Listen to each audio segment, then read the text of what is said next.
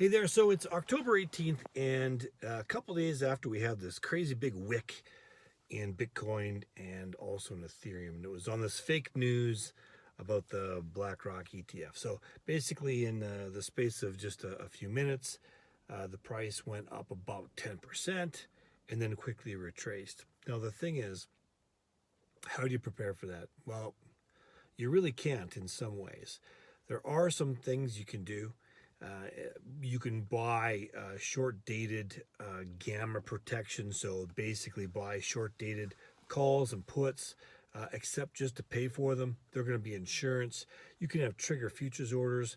But in this case, what happened was you would have been, gotten into the market, or if you had these long date or short dated calls, they would have quickly increased in value and then lost all their value again.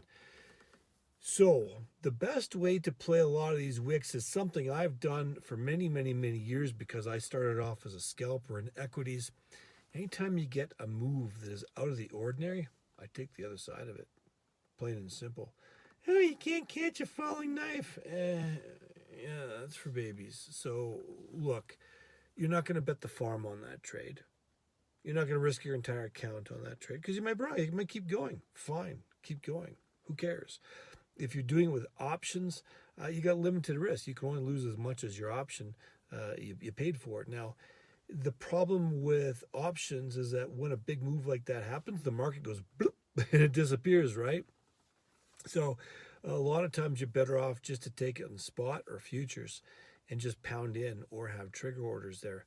So anytime, my sort of general rule is anytime you start to get 5 to 10% up fast, I'm going to take the other side of it and look for a reversal. Now, how often does a market reverse the entire thing on fake news or a fat finger or something? Not that often, but it does happen. But you will usually get some type of a pullback, even if it pulls back 10% or 25% or 50%. What an excellent opportunity. Volume pumps up, you sell it, hopefully somewhere near the high, and whatever. And as volume falls away quickly, you buy it back. And these would be near-term expiry options, or of course, if you're trading spot or the futures contract. Doesn't matter. Now, if you are trading options, you want to do near-term expiry, so expiring same day, maybe next day, that type of thing.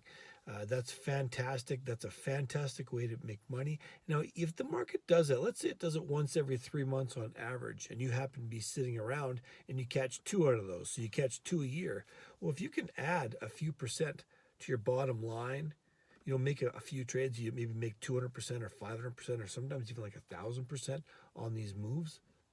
It's a great little bonus and it's a great little add-on. So for me, I did not take advantage of that. I was on our Monday call with our members, our coaching members, and it was happening in real time. So I was managing the futures, but I didn't get in time in order to take that trade. And it's a real shame because we recognized it as fake news before it came out.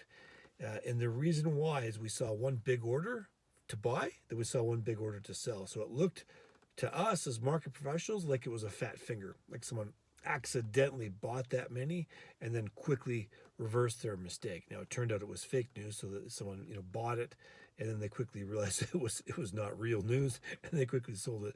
So it was the same effect. Either way, you get I think you get the point, and those are great opportunities if you happen to be sitting in front of your computer.